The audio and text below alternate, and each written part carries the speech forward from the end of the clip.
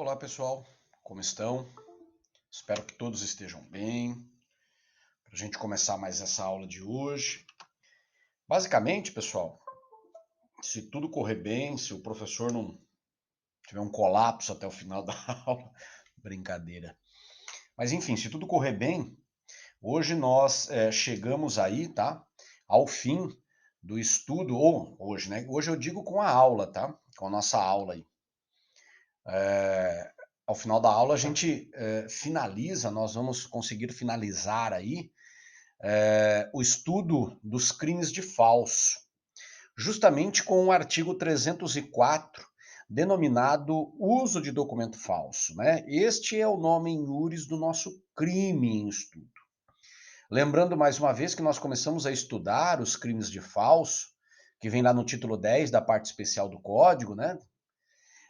Pelo crime de falsificação de documento público no 297, passamos pelo crime de falsificação de documento particular no 298, e na última aula, né, nós finalizamos o estudo do crime de falsidade ideológica do artigo 299, tá? Demos um salto aí, mais uma vez, gostaria só de destacar a você que este salto ele é justificado pela questão da importância, tá? O nosso tempo, e eu não digo só por essa questão de EAD, não, né, das aulas em EAD, não, né?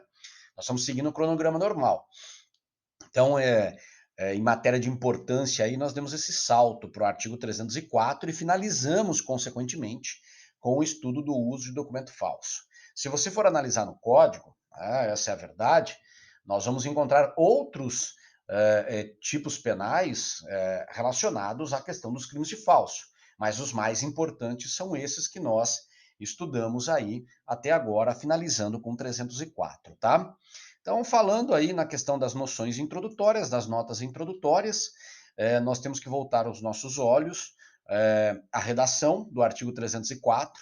Se você tiver o código aí em mãos e puder verificar, você constatará que o artigo 304 ele é formado apenas pela figura do caput, aquela famosa figura simples que a gente, né, usa a expressão lá na dogmática jurídica penal, né? Então nós temos uma figura simples que apresenta toda a estrutura típica e vale a pena também destacar aí com vocês que é uma figura originária do código, né? Significa dizer que é uma redação dada lá em dezembro de 1940 e que persiste até hoje, esta redação, tá certo? Percebam aí que desde daquela época, né, já se tinha a preocupação, já se dava importância à punição também do uso do documento falso, tá certo? E é justamente com essa fala, né, a preocupação em punir também o uso do documento falso, que a gente avança aí no estudo do 304, né, fazendo uma ressalva, né, justamente que eu quero colocar para vocês aí, ó. Antes de iniciarmos os estudos, vamos voltar nossa atenção para alguns pontos iniciais, tá? E aí eu me utilizo, né, tenho a validade aí do nosso doutrinador, o Kleber Masson, né, por uma pequena lição, tá? O legislador, quando ele digamos, se viu preocupado, se viu na obrigação de punir aquele que usa o documento falso, ele decidiu por bem punir na mesma proporção, na mesma quantidade ou no mesmo pé de igualdade em relação ao efetivo falsificador. Eu quero que você tenha em mente que o artigo 304, né, ele não pune quem falsifica o documento, mas ele pune quem usa o documento. Significa dizer que é uma pessoa distinta. Aquele que é punido pelo 304 não é aquele que falsificou o documento, mas aquele que usa o documento.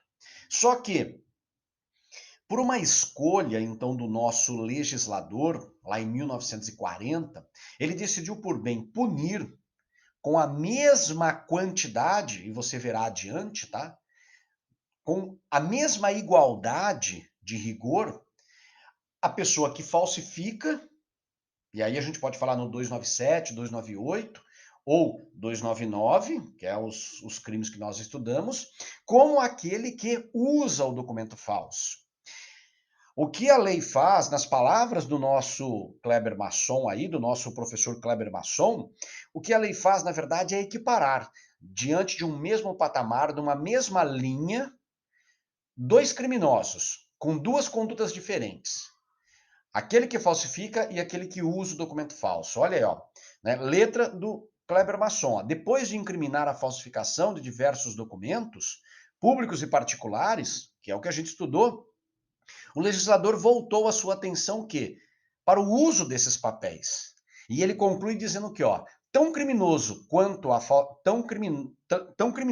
falsificação é o uso do documento falso, tá certo? Então, a palavra-chave aqui o que que é? Equiparação.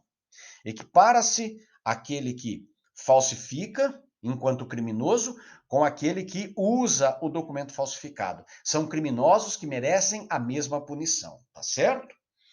Maravilha, tá aí, né?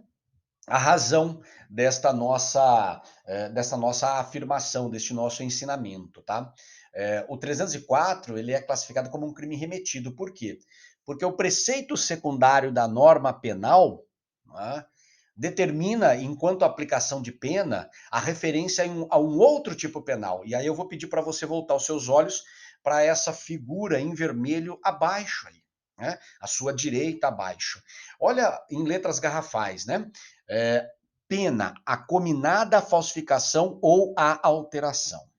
Então, na prática, significa dizer o seguinte: se eu, criminoso segundo o artigo 304 no estudo, estou utilizando um documento público falsificado, a pena que será aplicada, no caso de condenação, será a mesma que está presente no artigo 297 do Código Penal. Agora, se eu, criminoso, estou sendo acusado do uso de documento falso particular, ao final, se eu for condenado, a pena que eu vou receber é aquela do 298, que está lá no preceito secundário do artigo 298.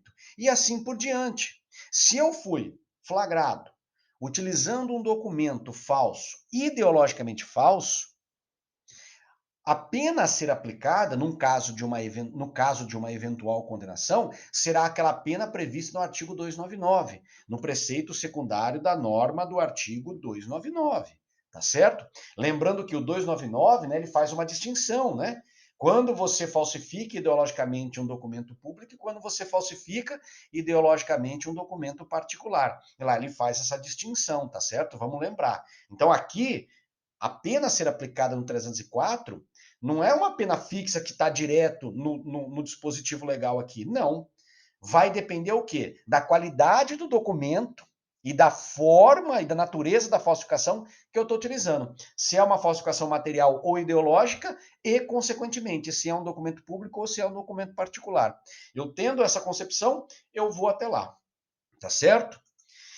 Então, vencida aí esta ideia inicial, convido vocês a seguirmos, né, juntos a leitura da figura simples. Então, o artigo 304, caput, nos diz o seguinte, ó, fazer uso de qualquer dos papéis falsificados ou alterados, e aí falsificados e alterados, pessoal, vamos lembrar lá, né, dos núcleos dos tipos penais, né, 297, 298, tá? A que se referem os artigos 297 a 302, pena a cominada falsificação ou a alteração. Antes da gente seguir, só queria chamar a tua atenção. O dispositivo do 304, ele faz menção do 297 ao 302, tá? Por uma questão de importância, conjugado com o tempo, nós, no nosso curso aqui, nós estudamos o quê? Do 297, 298 e 299. Por quê? Os demais crimes, do 300, do 301 e do 302, em razão aí da sua baixa importância no cenário jurídico, no cenário político-jurídico nacional, né, do direito penal, e também pela sua similitude com os artigos 297, 298, 299, esse nós não estudamos, mas eu quero que você lembre o seguinte, quando se fala em 304, os crimes dos artigos 300, 301 e 302 também serão considerados, tá? Daqui a pouquinho a gente vai falar sobre eles, desses artigos aí, do 300, 301 e 302. Bem jurídico protegido. Aqui a gente segue na mesma toada, tá? Naquela mesma toada que nós vimos, eu digo, né, seguindo na mesma toada aí, porque eu estou fazendo referência à questão dos artigos até agora estudados. É a fé pública, não poderia ser diferente. É a crença nos documentos. Se, como, né, disse o maçom, tão criminoso quanto aquele que falsifica é aquele que usa, porque ele está nos indicando o quê? Que a fé pública continua a ser o bem jurídico protegido. Por quê? Porque quem falsifica fere a fé pública. E quem usa desse documento, que é tão criminoso quanto, também fere a fé pública. Afinal de contas, quem usa está enganando alguém, está, consequentemente, fraudando, né? Se me permite até essa expressão, fraudar, né? Fraudando aí a fé pública, que é aplicada a todo e qualquer documento, tá bom? Eu até comungo com vocês, pessoal, confesso a vocês aí, que eu gosto de estudar esse artigo 304, tá? Essa é a verdade. Porque ele é fácil. Ele é muito simples de estudar. É lógico que você tem que ter uma atenção, um pontinho aqui ou outro. Mas depois que você faz o estudo do 297, 298 e 299, esse 304 ele se torna muito fácil. Muito, muito fácil. Objeto material. Ué, não poderia ser diferente. Né? São os documentos. E aí é que justamente nasce aqui, assim, alguns pontos, né, que eu coloquei para vocês que são distintos. Aqui nasce um desses pontos distintos, tá? Bom, 297, 298 e 299, você já tem concepção de quais são esses documentos, né? Públicos ou particulares, falsificados materialmente ou ideologicamente. Agora chegou a hora de eu falar um pouquinho para vocês dos documentos que são falsificados segundo o artigo 300, 301 e 302, tá certo? Olha aí, pessoal, eu tomei a liberdade até de colocar toda a relação para que você, quando estiver estudando lá, né, naquela véspera da prova de penal, para que você não tenha erro. Mas, assim, o que interessa para a gente, enquanto novidade, é do número 4 em diante, né? Mas, ó, número 1, documento público, materialmente falso. Documento 2, documento particular, materialmente falso. Número 3, documento público ou particular, ideologicamente falso. O número 4, documento contendo falso reconhecimento de firma, tá certo? Esse é um tipo penal, pessoal, né? Esse 300, ele é específico em relação ao falso reconhecimento de firma, tá? Vamos lembrar aí, né? A questão do reconhecimento de firma, né? É um ato dos cartórios, tá? Onde o tabelião, que tem fé pública, ele vai atestar nos documentos, né, que lhes são apresentados, que aquela assinatura lançada, né, no documento é verdadeira. Esse artigo 300, perceba que a falsificação ela não está no documento, porque senão seria, né, 297 ou 298. A falsificação, ela está justamente no ato de reconhecimento de firma, tá certo? Justamente na conduta do tabelião, né? Maravilha? E passando para o 301, passando aí ao 301, né? Certidão ou atestado material ou ideologicamente falso. Esse artigo 301, na verdade, leva em consideração uma qualidade específica do objeto material, né? A certidão ou o atestado. A certidão nada mais é do que um documento firmado pelo funcionário público, tá, pessoal? Que leva em consideração aí a veracidade de um fato. O escrivão, né, por exemplo, ele é testemunha de um fato. E ele precisa formalizar este fato nos autos. Como que ele faz? Através de uma certidão, né? Por exemplo, aconteceu alguma coisa ali no processo. Então, o que ele vai fazer? Ele vai certificar nos autos este fato que aconteceu ao entorno do processo, tá? E por fim, atestado médico falso. Mais uma vez, leva em consideração a qualidade do atestado, né? O 302. Então, o atestado médico, eu tenho certeza aí que todos entendem e dominam a concepção sobre esse documento, né? E, consequentemente, falso porque não foi efetivamente assinado pelo médico, né? Isso acontece muito quando o cara quer faltar, quer dar o guampo, né? No trabalho. O que ele faz? Ele vai e arruma um atestado médico falso, né? Danadinho. Responde pelo 302, tá certo? Para arrematar e seguirmos, Se você fizer uso de qualquer um desses documentos e não tenha sido você que falsificou, você responde com base no artigo 304. Professor, lembrando mais uma vez, né? Você pode me perguntar, professor, qual que é a pena? A pena é justamente correspondente a cada uma desses tipos penais, tá? Que nós estamos vendo aqui. O 304, por si só, ele não apresenta pena. O que ele manda é remeter. Por isso que é chamado de crime remetido, tá certo? É, a questão aqui, aqui também, pessoal, eu coloquei esse slide aqui também, só para refrescar a sua memória, tá? Nós vimos, né, em relação, principalmente quando exploramos a figura do 297, a questão da necessidade da idoneidade do documento. O que é essa capacidade de idoneidade? É a possibilidade do documento vir a enganar o homem médio, tá certo? Então, para ser objeto material do crime em estudo, como nós vimos lá no 297 e, consequentemente, nos demais, né, que se aplicamos nos demais, o documento ele tem que ter, pelo menos, uma característica de ser capaz de enganar. Se ele não tiver essa característica, se for aquela falsificação grosseira, esquece aquele crime em estudo. Consequentemente, se você faz uso desse documento grosseiramente falsificado, também você não vai incorrer no artigo 304, né? Se você não incorre na falsificação, seja ela material ou ideológica, como que você pode incorrer no crime de uso de documento falso, né? Se o documento não pode nem ser considerado, né, desta forma, tá bom? Então é só para fazer esse link. Eu queria, neste slide, né, só fazer esse link com você, tá certo? Para que você não esqueça, o raciocínio é o mesmo. É por isso que eu, mais uma vez, reafirmo. Estudar o 304 é muito fácil, tá? Você aplica tudo aquilo que você viu lá, você aplica aqui, né? Com uma ou outra alteração. E a gente vai explorando essas alterações conforme a gente for estudando aí, tá certo? Aqui também, para te lembrar, né?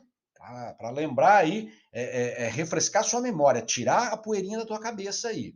Né? Papéis impressos ou datilografados mecanicamente, sem assinatura.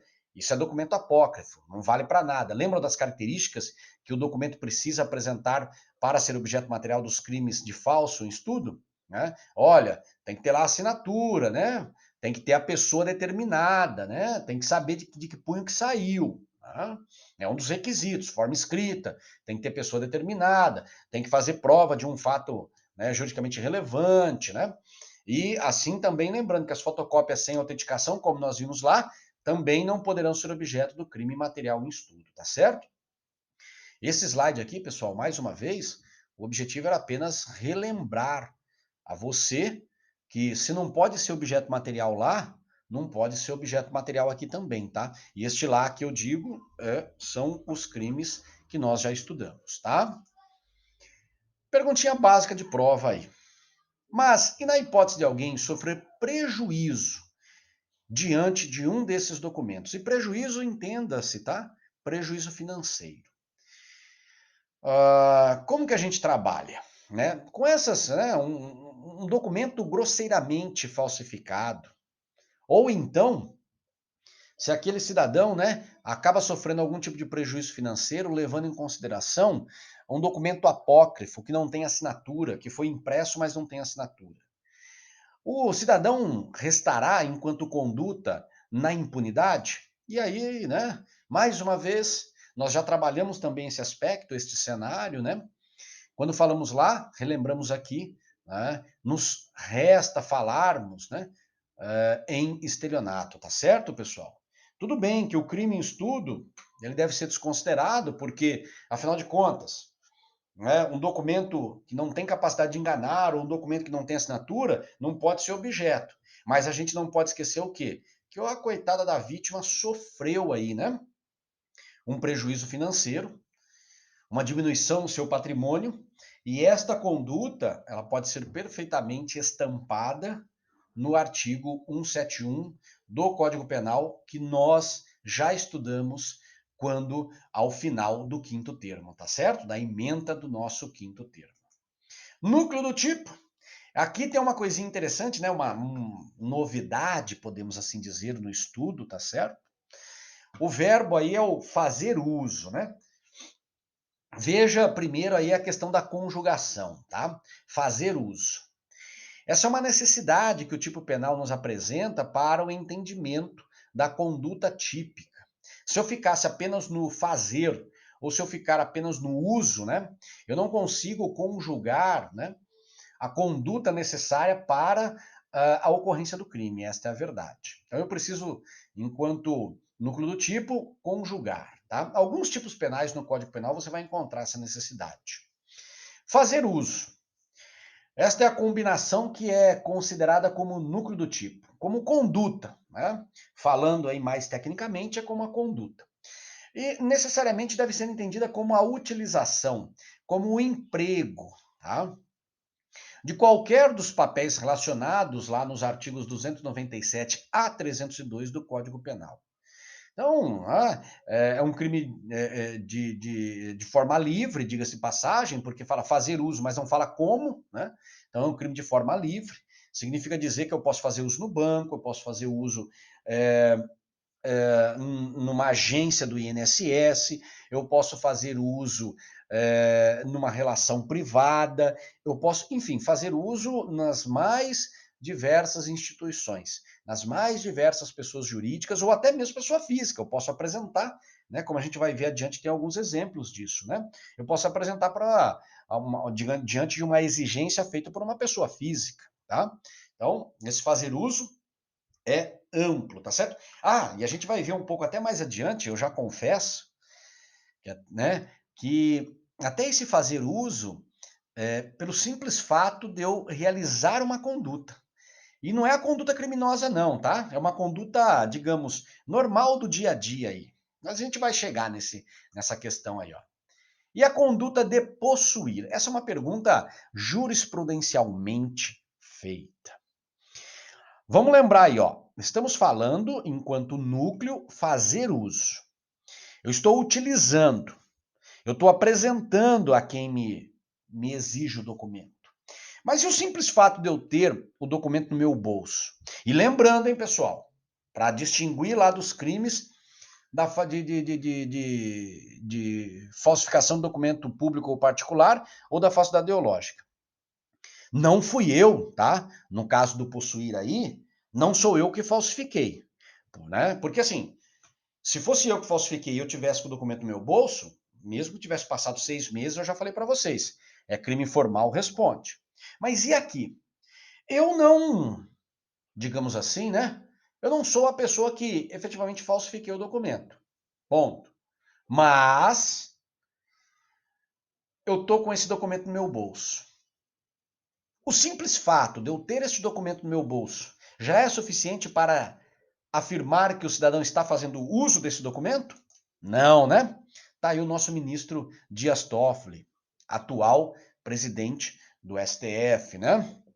E todo o embate com o Poder Executivo Federal. Mas, enfim, o simples fato de você portar este documento, de você trazer este documento no seu bolso, não lhe faz autor do crime do artigo 304, tá? Do Código Penal. Não lhe faz. E esta regra, diga-se de passagem, aqui está um dos pontos, né, de distinção, essa mesma regra, este mesmo raciocínio não se aplica em relação a 297, 298 e 299, tá certo? Lá, o simples fato de você portar, se foi você que falsificou, você responde pelo crime da mesma forma, mesmo que você não utilizou. Agora, quando a gente parte para o artigo do 304, quando a gente busca a visão a partir do artigo 304, o simples fato de você portar este documento, possuir este documento na gavetinha lá na tua casa, se ficou demonstrado que não foi você que realizou a falsificação, você não responde por crime algum. Do 304, o simples fato de você portar, você já não responde, tá? Maravilha? Seguimos aí. Mais uma perguntinha, ó. Então, na esteira deste pensamento, desta decisão do Supremo Tribunal Federal, essa que nós acabamos de ver. Aquele que possuir CNH falsa, quando parado em blitz policial. E aí, olha o que eu grifei, sem apresentá-la ao agente de trânsito, ao policial. Comete o crime tipificado no artigo 304 do Código Penal? 5 segundos.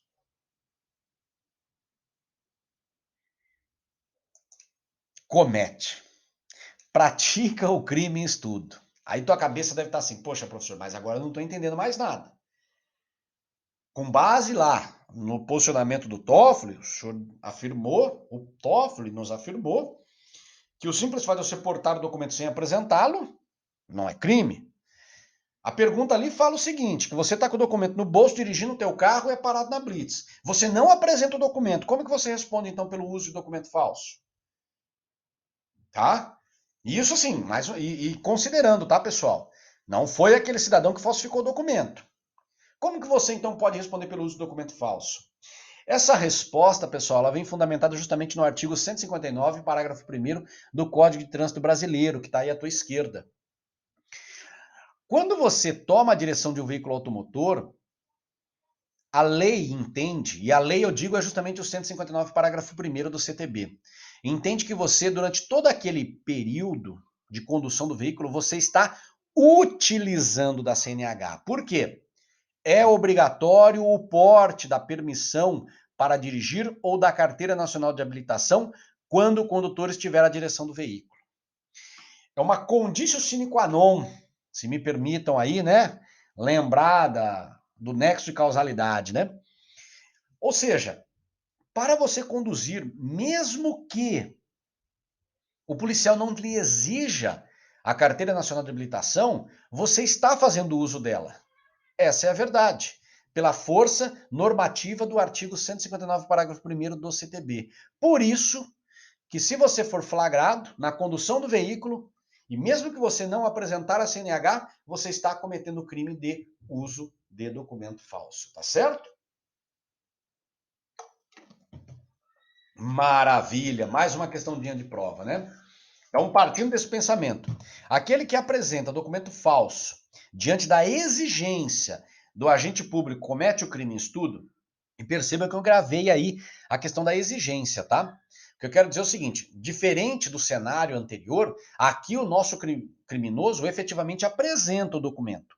Mas ele apresenta o quê? Diante da exigência. O funcionário que fez a exigência, a pessoa que fez a exigência da apresentação do documento, não deu a ele a possibilidade de escolha. Falou, você tem que apresentar. Se você não apresentar, então eu não presto o serviço para você. Nesse caso, pessoal, segundo o nosso ministro Sidney Sanches, já aposentado do STF, pratica sim o crime em estudo, tá certo? Esta questão da escolha que eu coloquei anteriormente a vocês, né?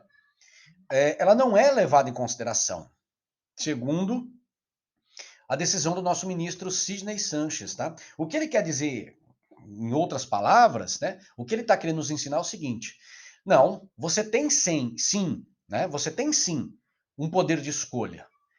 E o poder de escolha está justamente em você não apresentar o documento. E tudo bem, que você não vai receber o benefício, né, dado pelo agente lá, o agente que lhe exigia. Mas você tem a escolha. E a partir do momento que você sabe que aquele documento é falso, você tem que agir de acordo com a lei, ou seja, você tem que fazer a sua escolha por não apresentar esse documento. E perceba embaixo, né, pessoal, que a gente coloca até o STJ também no mesmo sentido, tá? Decisão do nosso ministro Napoleão Nunes Maia Filho. Mais uma perguntinha também de jurisprudência. O cidadão que no exercício do seu direito de ampla defesa, olha aí, né, petição, né, em processo criminal apresenta documento falso, responderá pelo crime em estudo? Essa perguntinha, pessoal, ela, né, leva a gente a refletir sobre aquela ideia de que o criminoso, o acusado, ele tem direito de mentir, né? E essa afirmação ela é feita justamente no brocardo jurídico, no princípio, né, da ampla defesa, de que ninguém é obrigado a produzir provas contra si mesmo. Então, se eu sou questionado sobre alguma coisa, isso eu estou falando verbalizado, tá? Se eu estou questionado, se eu sou questionado sobre alguma coisa, se eu quiser, assim, e essa pergunta, ou melhor, essa resposta pode causar uma incriminação contra mim, eu tenho o direito de permanecer calado. A Constituição me garante. Eu não sou obrigado a falar sobre isso. Aí eu pergunto, será que esse raciocínio se aplica também na questão da apresentação de documentos falsos em processo? Eu posso, baseado justamente neste meu raciocínio, né, de não ser obrigado a produzir provas contra a minha pessoa, eu posso, então, baseado nisso, apresentar documentos falsos em processo para garantir a minha ampla defesa, para buscar a minha absolvição e, consequentemente, a minha impunidade? Né? Não posso, tá? A resposta é sim, pessoal, porque eu estou querendo dizer assim, ó, responde, né? Vamos, eu contextualizei tanto que eu até acabei descaracterizando a pergunta. Responderá pelo crime em estudo? É isso que o Eros Grau diz, tá? Sim, responde. Então, né, voltando à contextualização que eu fiz. O fato, então, de você não ser obrigado a produzir provas contra si mesmo, segundo a Constituição, não lhe dá o direito de usar documento falso enquanto elemento de prova em processo criminal. Certo? Então, se você apresentou documento falso, mesmo que você alegue que você faz uso desse documento para assegurar a sua defesa, você responde pelo crime da mesma forma. Tá lá, ó. Configura o crime do artigo 304. Não cabe cogitar de que a atribuição de identidade falsa para esconder antecedentes criminais consubstancia a autodefesa. No caso aqui, né, provavelmente o cidadão apresentou lá uma cédula de identidade falsa no processo, e o objetivo dele o que que era? Era esconder os antecedentes criminais que ele tinha, né? Ah, mas era uma forma de defesa, porque eu não queria aumentar a pena. Negativo. Responde pelo crime de uso de documento falso, sim. Tá certo? Mais uma perguntinha básica. A falsificação e o uso do documento pela mesma pessoa configura concurso de crimes? E esse concurso de crimes, tá, pessoal? Leve em consideração, por exemplo, o 297 mais o 304, o 298 mais o 304 ou o 299 mais o 304. E aí, pessoal, né, por decisão do nosso ministro Og Fernandes, né, tá aí ele do lado aí, responde por um único crime, tá certo? Ele coloca aí que pensar em concurso de crimes aí seria justamente ofender um brocardo jurídico, um princípio constitucional que, né, da dignidade da pessoa humana, da inocência, né, que fundamentam a vedação do bis in idem, né? É o famoso, tá? Post facto impunível, ou, falando de uma forma mais simplória, é um mero ato de exaurimento. O fato de você, né, falsificar e depois usar. Então, o uso, no caso, se você falsificou, é um mero ato de exaurimento do crime de falsificação. É um post facto impunível, tá certo? Consequentemente, se você me perguntar, professor, então por qual crime vai responder? Vai responder pelo primeiro, que é a falsificação material ou ideológica, não pelo uso de documento falso, tá certo? Esse é o raciocínio do nosso ministro Og Fernandes, que está aí à tua frente. O uso de vários documentos falsos no mesmo contexto fático constituirá pluralidade de crimes? Esta pergunta, pessoal, eu faço, né, naquele contexto do cidadão que, por exemplo, ele se dirige até uma agência bancária, tá? E ele, ao gerente, apresenta 4, 5 documentos falsos. Ele apresenta a cédula de identidade falsa, ele apresenta o comprovante de endereço falso, ele apresenta o comprovante de rendimentos falso, né? Enfim, ele apresenta ali uma gama, uma pluralidade de documentos falsos. Mas no mesmo contexto, tá? No mesmo contexto. Nesse caso, né, falamos em pluralidade dos crimes de uso de documento falso, ele cometeria, para cada um dos documentos, um crime de uso de documento falso, ou ele pratica apenas um crime, tá? E a resposta aí é justamente, baseada na jurisprudência, né, responderá apenas por um único crime, tá certo? Por quê? Unidade de lesão à fé pública. É uma mesma conduta, tá? Essa é a verdade, pessoal. O entendimento aí, baseado, né, na jurisprudência, leva em consideração que apenas uma conduta, apenas uma ofensa à fé pública, tá certo? Mais uma perguntinha básica aí, ó. E se o agente utilizar o mesmo documento em vários contextos fáticos, cometerá crime único? Nesse caso aqui, pessoal, só para a gente pontuar a distinção da pergunta anterior. Na pergunta anterior, nós tínhamos uma pluralidade de documentos e uma única conduta. Agora é o inverso. Agora eu tenho o quê? eu tenho uma pluralidade de condutas e eu tenho um único documento falso. Um único. Não é uma pluralidade de documentos, mas eu tenho um único documento. Neste caso, pessoal, aí sim responde pelo concurso de crimes, tá certo? Eu tenho ali uma pluralidade de condutas. E, consequentemente, se eu utilizei aquele documento, mesmo que for um documento só, mas em todas aquelas condutas, em cada uma delas eu tenho um crime. Aí o que vai distinguir, tá? Levando em consideração a construção dogmática de cada um dos concursos, né? Ora eu vou considerar um concurso material, ora eu posso pensar na questão de um crime continuado, tá certo? E aí o que vai ser o fiel da balança são justamente aqueles requisitos que formam a figura do crime continuado, lá do artigo 71 do Código Penal, né? Crimes da mesma espécie, com as mesmas condições de tempo, lugar e modo de execução. Lembrando aí, tá bom? Sujeito ativo do crime, aqui são águas tranquilas de se navegar no estudo do 304, né? Estamos diante de um crime comum, qualquer pessoa, né? Essa lição, esse ensinamento já vem dos artigos anteriores que nós estudamos. Sujeito passivo também é tranquilo, é a mesma coisa daquilo que vimos em relação aos estudos anteriores, né? De forma imediata nós temos o Estado, afinal de contas é ele que detém a fé pública, e de forma imediata ou indireta, sem sombra de dúvidas, as pessoas físicas e jurídicas que sofrem o prejuízo, que são prejudicadas pelo crime em estudo, tá bom? Elemento subjetivo, aqui também é tranquilo, né? É o dolo na sua modalidade genérica.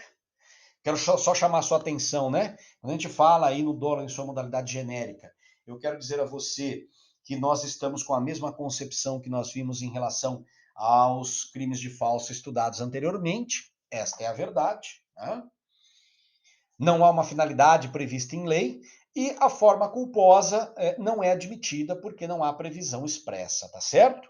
Então eu posso querer usar esse documento para qualquer finalidade, para causar prejuízo a alguém, para obter uma vantagem ilícita, para obter uma vantagem, digamos, política, eu digo ilícita, né, no sentido patrimonial, tá? Mas uma vantagem ilícita política também, enfim, a finalidade que você quiser. Até mesmo para uma traquinagem, por exemplo, tá certo? E se o agente não sabia da falsificação? Eu digo, né, contextualizando essa pergunta, eu digo a você que o cidadão, ele recebeu o documento que é falsificado material ou ideologicamente, mas ele não tem a mínima concepção. Esta é uma resposta fácil de se dar. Por quê? O direito penal admite a responsabilidade objetiva? De forma alguma. Não admite, tá? Então, se não admite, não há que se falar em crime. Fundamento, digamos, jurídico, ou melhor dizendo, natureza jurídica desta concepção que a gente acabou de dizer, né? A natureza jurídica da responsabilidade penal objetiva está justamente no artigo 20 do nosso Código Penal e é chamado, denominado como erro de tipo. Né? Toda vez que eu me equivoco em relação a um dos elementos constitutivos do tipo, e é isso que o artigo 20, é isso que o erro de tipo nos ensina, né? Fica o agente excluído da punição. Poxa, se eu recebi o documento, se aquele documento era idôneo o suficiente para me enganar, e eu, consequentemente, não tendo concepção dessa falsidade, utilizo também esse documento, faço uso desse documento para usar a letra da lei, né? Como que eu posso ser responsabilizado penalmente? Não tem como, tá, pessoal? O direito penal não admite responsabilidade penal objetiva. Natureza jurídica desta afirmação, erro de tipo, artigo 20 do Código Penal. Momento consumativo do crime. Aqui tem uma questão muito interessante da gente discutir, tá certo? E eu vou explicar para vocês, tá? Eu digo assim, interessante comparado aos tipos que nós estudamos anteriormente. Bom, como você pode ver aí, o nosso ministro Eros Grau já definiu, já nos ensina, e não só ele, que estamos diante de um crime formal. Então você vai imaginar o seguinte: poxa vida, né, professor? Se estamos diante de um crime formal, significa dizer que não há necessidade de um resultado naturalístico, basta um resultado normativo. Ah, professor, mas o que tem de novo aqui? Levando em consideração que os crimes que nós estudamos até agora também são crimes cuja consumação, né, leve em consideração o resultado normativo. Ou seja, os artigos 297, 298 e 299, enquanto crimes em momento consumativo, também são crimes formais. O senhor explicou para nós, professor. E isso, se você lembrou de tudo isso daí, parabéns, meu caro. Aí você, né, então, chega à seguinte conclusão. Ah, mas lá no 297, 298, 299, o senhor nos explicou que o cidadão pode falsificar o documento, guardar na gaveta e, se achado esse documento daqui 3 meses, 6 meses, você responde pelo crime. Pergunta a você, se a gente trouxer esse raciocínio para cá, eu recebi o documento para fazer uso, guardo na gaveta. Daqui 3 meses esse documento é encontrado e eu não fiz uso ainda. Respondo pelo crime de uso de documento falso? Não, né? Nós vimos que não. Essa foi já uma conclusão que nós tiramos. Então, aí vem aquela pergunta. Como então nós podemos distinguir o momento consumativo do crime de uso de documento falso face os crimes de falsidade material ou ideológica dos artigos 297, 298 e 299, levando em consideração que todos eles são crimes cuja consumação é um crime formal.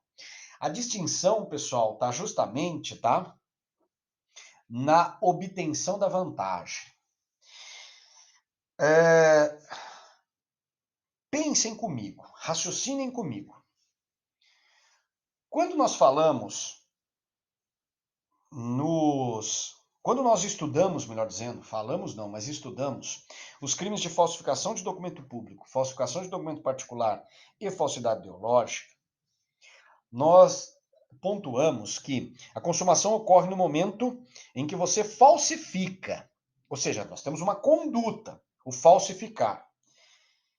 Este é o resultado normativo, a conduta, o falsificar. E eu pontuei a vocês o seguinte: olha, não precisa fazer uso desse documento. Você não precisa efetivamente causar o prejuízo a alguém. Por isso que eu afirmei. Coloca o documento na gavetinha, encontrou esse documento daqui 6 meses, o crime está consumado, você responde. Trazendo esse raciocínio para o 304. Qual é a conduta que a gente leva em consideração no 304? Fazer uso. É um crime formal. O resultado é formal, o resultado é normativo. Então, o que acontece aqui? Eu fiz uso desse documento, então eu consumei o crime de uso de documento falso. Mas eu não preciso efetivamente obter uma vantagem ou causar um prejuízo para que o crime esteja, ou melhor, venha a ser consumado. O resultado normativo do 304, do artigo 304, está na conduta de fazer uso, tá certo? É justamente, então, o momento do resultado normativo é que nos ensina a distinguir aqueles 3 primeiros que nós estudamos deste último, que é o uso do documento falso, lembrando que, em todos os casos, eu estou diante de um crime formal. Eu estou diante de um crime que não exige a efetiva obtenção da vantagem, seja ela de natureza econômica ou não, para a sua consumação, tá certo? Guardem esta informação aí, hein? Não se esqueçam. É preciso prova pericial para comprovar o crime em estudo? Aqui, pessoal, eu vou dar uma resposta a vocês na sequência aí, mas eu vou ser bem sincero, eu não concordo muito com ela, tá? Mas, enfim, é jurisprudência. Nosso ministro Walter de Almeida Guilherme, do STJ, lá em 2004, ele se posicionou no seguinte sentido, que é possível a condenação, sim, pelo crime do 304 do Código Penal, com fundamento em documentos circunstanciados e testemunhas constantes do processo, sendo desnecessária a prova pericial, tá? Aqui, pessoal, eu sinceramente, eu acho que a gente exige aqui a necessidade de uma contextualização, tá? Primeiro, porque nós vimos nos estudos dos crimes anteriores a necessidade da prova pericial, tá? Essa é uma regra que vem lá no artigo 158 do Código de Processo Penal. O que eu não concordo, né, e que eu, né, na minha singela opinião, acho que o nosso eminente ministro aí, Walter de Almeida Guilherme, está equivocado, é o seguinte: nós só podemos, e esse é o meu posicionamento, nós só podemos condenar alguém por um crime de uso de documento falso sem a perícia se esse documento sumiu. Por quê? Porque se esse documento sumiu, aí eu posso aplicar o artigo, a regra do artigo 167 do Código de Processo Penal. Agora, se esse documento ele está ali juntado nos autos, a realização da prova pericial, a realização do exame pericial é obrigatório. E eu não posso condenar o cidadão sem este exame pericial. Avançando um pouco mais, só para você entender essa conjugação do 158 com o 167 do Código de Processo Penal, o que eu quero dizer a você é o seguinte: falando em matéria de prova no processo penal, perdão, todo crime que deixa vestígio, a realização da perícia é obrigatória. Quando que ela pode ser dispensada? E aí a gente, assim, e essa regra, né, de ser obrigatória a perícia está no 158. Ah, mas quando que ela pode ser dispensada? Aí a gente pula para o 167.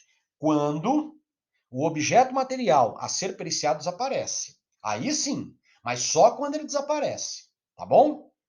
Então esse é o meu posicionamento, embora, como eu estou dizendo a vocês, existiram já posicionamentos distintos como esse que nós estamos citando a você aqui adiante, tá bom? Tentativa. Essa questão da tentativa também, pessoal, não é uma, digamos, um posicionamento, uma questão difícil de se entender, tá certo? Via de regra, e eu posso afirmar sem medo de errar, via de regra é admitida a tentativa sim, tá?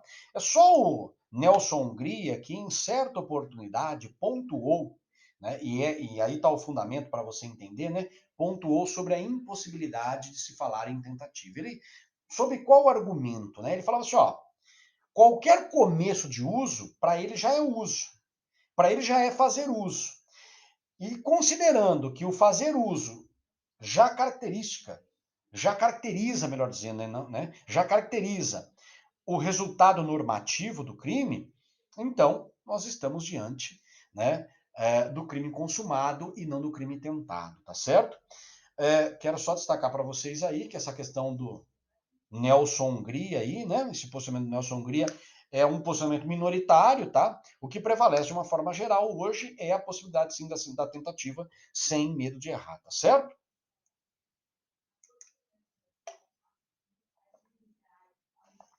Aí algumas questões polêmicas aí, tá certo?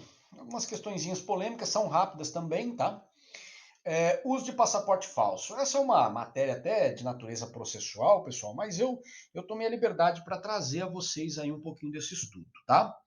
Bom, segundo a súmula 200 do STJ, quando o documento que você faz uso falso é o passaporte, a competência para julgar este crime é da Justiça Federal, tá bom? E uma segunda questão aí, a extinção da punibilidade do crime de falso. Esse daqui também leva em consideração, essa observação, a questão do uso de documentos falsos ser um crime remetido. Vou explicar.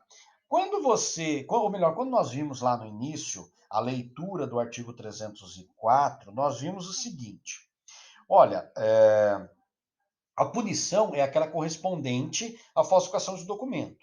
Significa dizer o quê? Olha, se eu usei um documento público falso, então a pena que eu vou receber vai ser aquela que está prevista lá para falsificação material do documento público, né? Aí surgiu a dúvida, fala assim, mas espera aí, então quer dizer que se houver a extinção da punibilidade, como por exemplo pela morte, em relação ao crime do artigo 297, haverá também a extinção da punibilidade em relação ao crime do 304? E a resposta é negativa, tá, pessoal? E essa resposta é negativa e baseada justamente no artigo 108 do Código Penal, tá bom? Então, com isso, pessoal, nós fechamos o estudo do artigo 304, tá? Ainda não fechamos, né, o estudo de hoje, ainda falta um pouquinho aí na nossa aula. Eu vou pedir a liberdade a você aí só para a gente, então, iniciar aí com o crime de peculato, tá certo? Uma breve, reconheço a você aí, uma breve introdução, tá? Fique tranquilo, né? Fique em paz. É só uma introdução para a gente poder aí, né, dar continuidade, tá bom? Se ficou, pessoal, alguma dúvida em relação ao uso do documento falso, estou à disposição de vocês, tá certo? Mas como eu disse, eu acho que ele não apresenta tanto problema assim nos seus estudos. Vamos lá então. Passe um traço aí no seu caderno. Vamos iniciar aí um estudo de uma nova modalidade de crimes. Percebam aí que até o título mudou. Nós estamos agora no título 11, pulamos para o título 11. Basicamente, falando em artigos, tá? Nós saímos do artigo 304 e vamos iniciar o estudo do artigo 312. O salto é justamente do 304 para o 312, tá certo? Título, como que são denominados, né? Dos crimes contra a administração pública. É justamente ao início, tá, pessoal, do estudo dos crimes contra a administração pública. Capítulo 1. Dos crimes praticados por funcionário público contra a administração em geral. E aí o primeiro deles é justamente o crime de peculato. O peculato ele vem lá no artigo 312 do nosso Código Penal, tá certo? É uma figura... Essa aqui ela vai exigir de você um pouco mais de atenção no estudo, tá? Eu confesso, tá? Mas é uma estrutura originária do código, tá? Já está sedimentada, principalmente na doutrina, né? A jurisprudência também, ela apresenta uma sedimentação interessante em relação ao estudo desse crime de peculato, tá? Ele é formado aí, a sua estrutura típica, ele vem lá no caput com a figura principal, né? Do crime de peculato.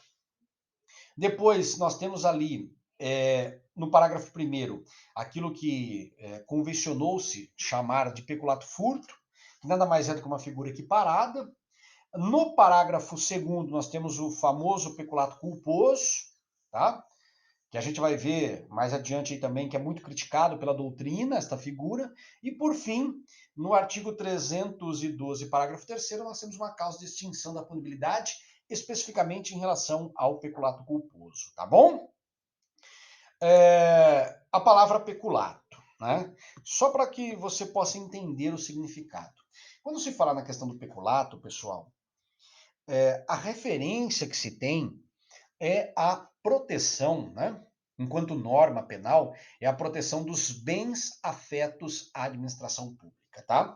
É como se você estivesse falando do furto perpetrado pelo funcionário público contra a administração pública. Mas o que eu quero destacar a você aí? O peculato, quando ele surgiu lá no direito romano, essa expressão, ela não era aplicada da forma com que nós vemos hoje pelo Código Penal. E a diferença vai estar justamente no funcionário público, tá certo? Lá no começo, lá no direito romano, quando se falava em peculato, era justamente a subtração praticada por qualquer pessoa, seja ela funcionário público ou não, contra a propriedade do Estado, contra a administração pública. Hoje, atualmente, o crime de peculato ele vem relacionado aos bens do Estado, mas quando a subtração ela é praticada exclusivamente pelo funcionário público, tá certo? Então, ressaltando mais uma vez essa distinção aí. Quando a expressão peculato surgiu lá no direito romano, fazia referência a qualquer pessoa que praticasse a subtração contra os bens da administração. Hoje, a expressão peculato ela é aplicada quando a subtração é praticada pelo funcionário público contra a administração pública, tá bom?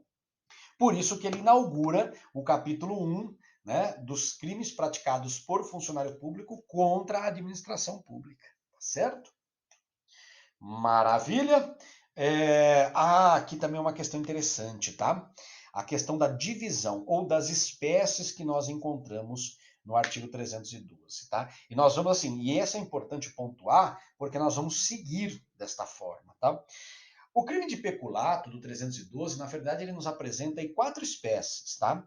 Nós temos o chamado peculato apropriação, que é lá no início do caput. Nós temos o chamado peculato desvio, que ele vem lá no final do caput, a segunda parte do caput. Depois nós temos um chamado peculato furto, que ele está lá no parágrafo 1º, inteiro no parágrafo 1º. E derradeiramente nós temos o chamado peculato culposo, que ele vem desenhado no parágrafo 2º, tá certo? Como vocês se recordam, No parágrafo 3º, nós não temos nenhuma espécie de peculato. Por quê? Porque nós temos uma figura de extinção da punibilidade aplicada exclusivamente ao peculato culposo, tá bom? Então, para arrematar, antes de seguir, 4 espécies: peculato apropriação, peculato desvio, peculato furto e peculato culposo. Todos eles, no 312, todos eles iremos estudar de agora em diante. Vamos começar aí pela figura simples. A figura simples, pessoal, ela apresenta as duas primeiras modalidades, ou seja, o peculato apropriação e o peculato desvio, tá certo? Então vamos lá fazer a leitura do 312. Apropriar-se o funcionário público de dinheiro, valor ou qualquer outro bem móvel, público ou particular, de que tenha posse em razão do cargo, ou desviá-lo em proveito próprio ou alheio. Pena reclusão de 2 a 12 anos e multa, tá certo? Antes da gente seguir, só queria chamar a atenção de você para um ponto aqui, já para que você tenha na tua cabecinha, porque dali em diante a gente vai construir tudo. Olha aqui no meio, ó. Lê comigo, ó. De que tenha posse em razão do cargo, tá? O funcionário público, ele só pratica peculato em relação àquele bem, o peculato apropriação, né, e o peculato desvio, tá? Peculato apropriação e o peculato desvio. Ele só pratica o peculato nessas duas modalidades, nessas duas espécies, em relação ao bem de que ele tenha posse em razão do cargo, tá certo? Então o bem tem que estar com ele, na posse dele, na utilização dele, em razão do cargo público que ele realiza, que ele desenvolve. Fora disso, eu não consigo falar em peculato, tá certo? Guarde essa informação, porque daqui em diante a gente vai trabalhar com ela gradativamente. Bem jurídico protegido. E aqui é uma questão interessantíssima, tá? Durante muito tempo se falou que o bem jurídico protegido em relação ao peculato, e eu estou falando isso há muito tempo pelo seguinte, tá? Porque assim, vamos lembrar, a redação do 312 é de 1940. A Constituição Federal é de 88, então tem um lapso de tempo aí considerável, tá? Então, durante muito tempo, voltando à explicação, tá, pessoal? Durante muito tempo, quando se falou em peculato, se referendava, enquanto bem jurídico protegido, o patrimônio, a propriedade ou a posse da administração pública. Depois de 1988, quando a moralidade passou a ser um princípio constitucional afeto à administração pública, e aí a gente tem, né, o artigo 37 da Constituição Federal, a moralidade, ou, melhor dizendo, a moral, também passou a ser citada pelos doutrinadores e pela jurisprudência como um bem jurídico que merece proteção no artigo 312. Esta é a verdade. Coisa interessante, não? Hoje, quando se fala em bem jurídico protegido para fins do crime de peculato, nós falamos, né, tanto no patrimônio, que é o, digamos assim, é o primeiro deles, não o principal, eu ia falar principal, ia estar falando besteira, mas é o primeiro deles, mas nós também temos que lembrar o quê? Da moralidade, né? E essa moralidade é entendida como né, lealdade ou probidade do agente público. Afinal de contas, né, falando de uma forma bastante simplória, né, não basta que você, né, digamos, atue de forma justa, atue de forma escorreita enquanto funcionário público. Você precisa demonstrar isso daí, né? Porque você, enquanto funcionário público, você tem que ser um agente exemplar, tá? A ideia da moralidade está justamente aí, tá, pessoal? Cuidar dos interesses públicos de forma peculiar, tá bom? Maravilha, pessoal? Algumas questões doutrinárias interessantes em relação ao bem jurídico protegido. O bem particular. E quando a gente fala bem particular aqui, entenda aquele que é de propriedade de uma pessoa física, né, ou de uma pessoa jurídica, mas direito privado. Pode ser protegido de alguma forma pelo peculato? Será protegido pelo crime de peculato? E essa, pessoal, por incrível que pareça, é uma resposta afirmativa. Pode sim. Quando, então, ele será, né, protegido? quando este bem estiver sobre a tutela, sobre a proteção da administração pública. Olha aí do teu lado esquerdo, né? O próprio tipo penal ele fala, ó, dinheiro, valor ou qualquer outro bem móvel, público ou particular, de que tenha posse em razão do cargo. Inclusive, né, a doutrina, estava esquecendo de até destacar para você, inclusive a doutrina costuma nomear, né, denominar este peculato em relação ao bem particular como peculato malversação, tá? Toma cuidado com essa palavrinha, cai muito em concurso. Vamos imaginar um exemplo aí, né? Imagine você que a administração pública, ela por alguma circunstância, ela venha fazer a locação de um veículo. Ela não quer comprar, ela vai locar de uma empresa particular. O cidadão vai e o quê? E né, se apodera deste bem, se apropria deste bem. Olha, não é da administração, mas está afeto à administração. Então você pratica peculato. Outro exemplo que a gente pode citar, né? Muito comum em processos criminais, né? Então, alguns bens podem ser apreendidos porque representam prova. E esses bens, eles podem representar, né, economicamente dizendo, um interesse. Por exemplo, um celular. Um celular que foi apreendido num processo criminal porque representa uma prova de um homicídio, de um roubo, de um latrocínio, enfim. O que acontece? O funcionário público, né, que atua no processo criminal, né, ou que atua no fórum, ou que atua na delegacia, ou que atua no Ministério Público, o que ele faz? Ele acaba se apropriando deste celular que foi apreendido. Enquanto esse celular está apreendido nos autos porque interessa como prova, ele está sob a tutela da administração pública. A administração pública tem que guardar este bem. A partir do momento que o funcionário público se apropria deste bem, embora sendo um bem particular, pratica o peculato, porque a administração pública tem obrigações de guardar este bem, tá certo? Mais uma perguntinha aí. O cidadão processado por peculato também poderá ser processado por sonegação fiscal em face dos mesmos fatos? Essa perguntinha, pessoal, também é positiva, tá? E a nossa ministra Laureta Vaz, tá? Aqui eu só queria pontuar contigo a questão do dinheiro, né? Quando a gente fala na questão da sonegação fiscal, nós estamos falando justamente no recolhimento dos valores do dinheiro em favor da administração pública, é o recolhimento de impostos. O que acontece? O cidadão, né, ele pode simplesmente recolher esses impostos e não repassar, né, ou, né, digamos assim, não oferecer à administração pública. Neste contexto, ele tinha obrigação, como por exemplo nas relações trabalhistas, né? Então ele tinha obrigação de recolher o valor e, consequentemente, repassar à administração pública. Ele não faz. Então ele responde pela sonegação fiscal, porque ele sonegou. Aí ele pegou esses valores e o que ele fez? Saiu ali gastando, comprando carro, comprando roupa, comprando, sei lá, o que ele gostou, joias, perfumes, né?